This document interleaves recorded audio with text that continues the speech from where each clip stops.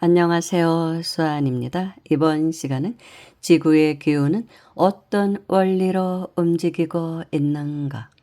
이 내용은 원당 신완목 선생의 숫자 1의 비밀에서 가져왔습니다. 문명이란 시도 때도 없이 이곳저곳에서 중구난방으로 일어나는 것 같지만 자세히 관찰해 보면 일정한 법칙에 의거하고 있음을 알 수 있다. 실제로 그러한 법칙이 지구상에 존재한다고 하면 똥딴지 같은 소리로 들릴 것이다. 그러나 이는 분명한 사실인데 지구상에는 몇 가지 재미있는 법칙들이 존재한다.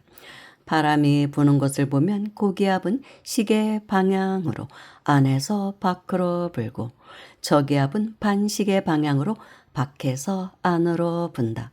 그렇기 때문에 태풍이 불어와도 중심 기압으로부터 오른쪽의 피해가 더욱 심한 타격을 입는다. 골뱅이나 소라의 모양을 보아도 일률적으로 오른쪽 방향으로 구부러져 있다. 그 많은 것 중에서 단 한 개도 반대로 되어 있는 것은 없다. 이 부분에서 저는 생각나는 것이 해바라기 씨입니다.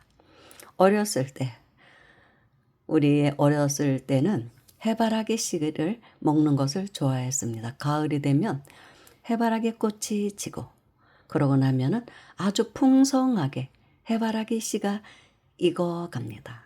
그러면은 그것을 우리는 이제 따서 해바라기 씨를 따서 먹곤 했는데 그때 놀라웠던 것이 어쩌면 그렇게 해바라기 씨가 똑같은 모습으로 형태로 똑같은 정렬로 그렇게 형성되어 있는지 다 똑같더라고요. 너무나 일정한 모습이에요.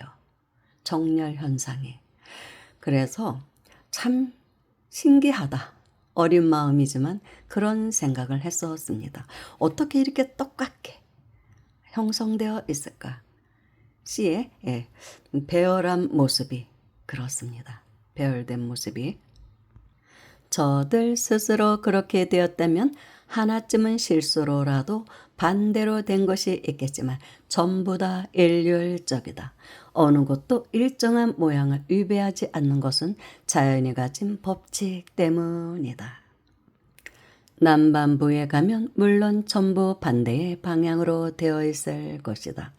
하수구에 물이 빠져나갈 때도 물이 도는 방향은 북반부와 남반부가 반대로 움직인다. 바람과 지하수는 북반부는 북반부대로, 남반부는 남반부대로 언제 어디서나 같은 방향이다. 빙산의 경우는 모양에 관계없이 물 밖에 나온 부분과 잠긴 부분이 일대구가 된다. 이러한 현실은 자연의 일정한 법칙이 존재하고 있기 때문이다. 쌍으로 나누어진 인체의 각 부분도 서로 주로 맡아 하는 일이 다르다. 빙산이 물에 잠긴 부분과 나온 부분이 일대구라는 뜻은 사실은 사람의 의식도 그런 게 아닌가 싶습니다. 표면 의식과 잠재 의식의 비율이 1대9가 아닌가. 그러니까 잠재 의식이 더 많다는 것이죠. 그리고 우리는 그 잠재 의식의 지배를 엄청나게 많이 받고 있습니다. 그렇게 봐도 되지 않을까 생각이 듭니다.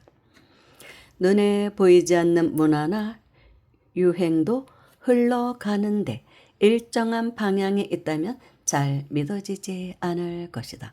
그러나 사실은 우주에서부터 일정한 법칙의 흐름에 의해 모든 일들이 이루어지고 있다는 것이다. 이것은 어디까지나 우주의 기본 법칙이므로 특별한 현상의 힘이 존재하지 않는 한 달라지지는 않는다. 동양 철학에서는 풍수의 방위를 측정하는데 패철이라고 부르는 둥근 나침반을 사용하고 있다. 방향을 보면 자침이 N을 가리키는 북쪽이 자방향이고 S를 가리키는 남쪽이 O방향이다. 우리나라의 먼 상공에서 동쪽으로 경도 약 50도 정도 가면 날짜 변경선이라는 게 나타난다. 이것은 눈에 보이지는 않지만 가상으로만 존재하는 선이다. 정확히 말해서 날짜 변경선은 경도 180도 상공이다. 이 선에서 경도 40도 정도 서쪽에 일본이 위치하고 거기에서 10도 정도 더 가면 우리나라가 시작된다. 그러니까 우리나라는 경도 130도의 서쪽이 된다. 해상을 제외하고 육지로는 세계의 가장 동쪽이 일본이고 우리나라가 두 번째가 된다. 일본은 섬나라이므로 제외하며 대륙으로는 대한민국의 동쪽이 세계의 동쪽 끝이 되는 것이다. 동양학적으로 보면 세계의 동쪽은 우리나라 정도의 위도 30도에서 60도 사이쯤이 된다. 우리나라는 위도 33도에서 45도 사이에 있다. 나침반의 임방향에서 양이 시작되며 나아가서 이는 지구의 기운이 시바라는 지점이다. 필자의 추측으로는 강화도 만이산에 가면 대한민국 제1의 생기처가 있는데 그것이 아닌가 생각한다. 강화도 만이산에는 참성단이 있죠. 이곳에서 천재를 지내고 또 이렇게 사진에 나오는 모습처럼 민족 종교 쪽에서 어떤 행사들도 하고 그러는가 봅니다. 저는 딱 한 번 가봤습니다. 1000개의 계단을 올라가야 되거든요. 젊은 날에는 괜찮았지만 지금은 가고 싶어도 1000개의 계단을 올라갈 자신이 없어요. 무릎이 좋지를 않아서 좀 아쉽기는 합니다. 그런데 보통 도인들이 말하기를 강화도가 가장 기운이 강하다는 그런 말을 합니다. 그리고 강화도의 그러니까 참성단, 만이산의 참성단에서 백두산의 천지까지의 길이와 참성단, 그러니까 만이산 참성단에서 한라산 백록담까지의 거리가 똑같다고 합니다. 묘하게도 똑같대요, 거리가. 그래서 가장 중심을 이루는 것이 만이산이라고 합니다. 단군 성조께서 만이산에 참성단을 세운 것도 다 어떤 깊은 이유가 있을 것이라고 생각합니다. 그런데 제가 느끼기로는 또 강화도에 있는 사찰들이 기운이 남다르다는 생각이 들어요. 기운이 굉장히 강합니다. 그리고 영험함도 분명히 있는 것 같아요. 특히 보문사. 보문사를 가면 그런 느낌을 받습니다. 지구는 태양을 중심으로 자외전의 공전과 자전 운행을 한다. 천구에 23.5도 기울어져서 하루에 한 바퀴씩 돌아가는데 물론 대기권이 함께 움직이지만 보이지 않는 기운은 지구의 회전에 영향을 받기 마련이다. 그러므로 지축을 놓고 볼 때 직접 보이지는 않지만 어떤 기류들이 동쪽에서 서쪽으로 이끌려간다고 생각할 수 있다. 지구가 자회전을 함에 따라 지축의 기운은 동쪽으로 흐르고 표면의 외기는 반대로 서쪽에 영향을 받는다. 그러므로 지구상의 상시 바람은 서풍이 된다. 주역에서 손괴를 동남쪽에 배치한 것도 이 때문이다. 오행의 운행은 시작도 끝도 없이 돌아가지만 굳이 시작을 따진다면 목 방향에서 비롯된다. 우리 민족의 우월성을 강조하기 위해 한반도를 지구의 시작인 동쪽이라 한 것은 결코 아니다. 우주의 기운이 그렇기 때문에 나사못도 오른쪽으로 돌리면 조여지게 되어 있다. 지구의 모든 기운에 흘러가는 루트는 그러한 법칙에 의해 통해서 서로 진행된다는 것을 알 수 있다. 임방향이 지구 기운의 시작이니 문화의 시작 역시 동방에서 시작한다. 일본 및 대한반도에서 시작한 문화는 중국 대륙을 거쳐 서쪽으로 흘러가도록 되어 있다. 그래서 절에서는 기도도 새벽 기도도 인시에 하죠. 3시부터 5시 사이. 좌측 임묘할 때 인시 다 이유가 있는 것 같아요. 동쪽에서부터 기운이 시작된다고 하니까 또 인시의 임방향, 인시. 그때가 또 가장 강한 기운, 태동하는 기운을 받을 수 있다고 그래서 새벽 기도를 그때 대부분 합니다. 문화의 물줄기는 계속 진행하여 중국과 몽골을 거쳐 이란과 이라크 쪽으로 흘러간다.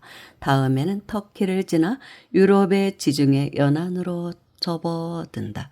일련의 과정을 거치며 서유럽에 도착하여 비로소 꽃을 피우게 된다.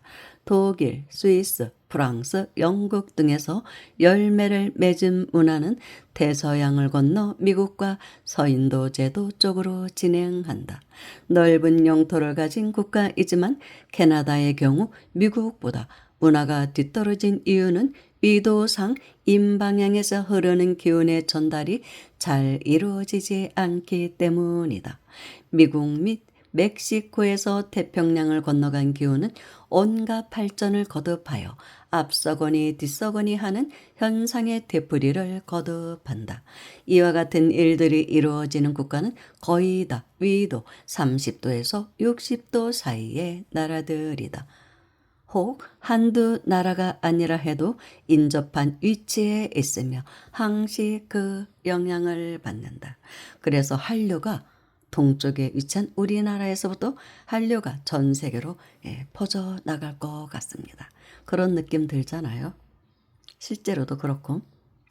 태양이 동쪽에서 서쪽으로 지듯이 지구상 일체의 문화의 흐름도 동쪽에서 서쪽으로 이동함은 지극히 자연적인 현상이다. 대부분의 문화는 이렇게 흐르는데 사람들이 들으면 좀 서운한 얘기지만 지구의 이치가 그러하니까 어쩔 수 없다. 정신 문명도 그 이치는 마찬가지다. 우선 우리 민족의 대조상인 환인 환웅 단군이 임방향인 동양에서 탄생했으므로 사상도 그렇게 흘러가며 발전했다. 세계 4대 성인의 탄생지를 보면 인도의 석가모니만 제외하고 중국 춘추 전국시대의 공자가 이 위도에서 태어났다. 그리스 아테나 출신의 소크라테스와 이스라엘에서 태어난 예수가 다 그렇다. 같은 사상가인 노자와 맹자 역시 그곳에서 출생했다. 세계 4대 문명의 발생지도 역시 마찬가지이다. 그렇다면 좋은 일만 이 위도를 중심으로 시작되는 것일까? 하늘은 결코 그렇게 하지 않았다. 그 이유는 우주의 법칙이나 신은 반드시 공평하기 때문이다. 좋은 기운을 주었으면 나쁜 기운도 주어야 하는 것이 하늘의 법칙이다. 세계의 경제대국이나 제2차 세계대전을 일으킨 전범 국가들을 보면 이들도 역시 하나같이 동일한 위도상의 국가들이다. 일본의 위치는 세계의 동쪽이며 모든 기운의 근원지로서 손색이 없다. 덴노 천황을 중심으로 전범 삼국 중 하나인 일본의 가미가제 특공대는 스스로 불나비가 되어 죽음 속으로 뛰어드는 무모한 용기를 자랑했다. 그들의 행위는 만용이었지만 실로 대단한 것이었다. 독일은 어떠했는가? 스탈린의 극악무도한 포악성은 유대인 민족의 영원한 원수로 손색이 없었다. 이탈리아의 무솔리니 역시 파시즘을 주도하며 세계의 전권을 잡으려고 한 글로벌 악인이다. 힘이란 것은 반드시 새 지역, 새 방향에서 같이 일어났을 때가 제일 강하게 되어 있다. 이들은 하나같이 작은 나라들이지만 서로 손을 맞잡고 대국들도 무시한 채 세계 대전을 일으켰다. 이상과 같은 기운은 동쪽에서 시작되었으며 힘의 원천으로서 세계를 뒤흔드는 파워가 되었다. 현재 북한이 그토록 작은 국가이면서 어느 나라보다 강한 공산국가로 존재하는 것도 이러한 원리 때문이다.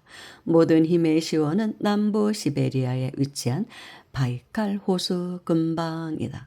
바이칼 호수는 약 2,500만 년에서 3천만 년 전에 형성되었고 지구에서 가장 오래되었으며 세계 최대의 담수호이다.